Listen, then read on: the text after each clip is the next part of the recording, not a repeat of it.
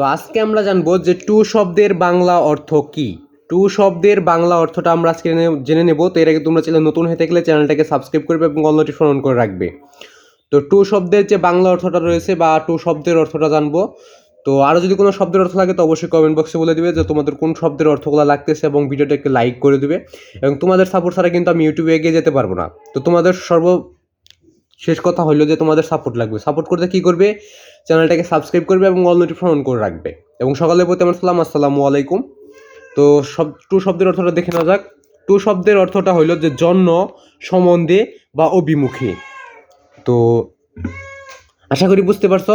Two শব্দের অর্থটা হলো জন্য, সম্বন্ধে, অভিমুখী।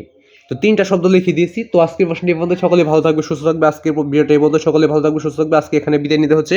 পরবর্তী ভিডিওতে আবার দেখা হবে। সকলে এই চ্যানেলটাকে সাবস্ক্রাইব করে অল নোটিফিকেশন অন করে রাখবে। তো আজকে এখানে বিদায় নিচ্ছি। খোদা হাফেজ।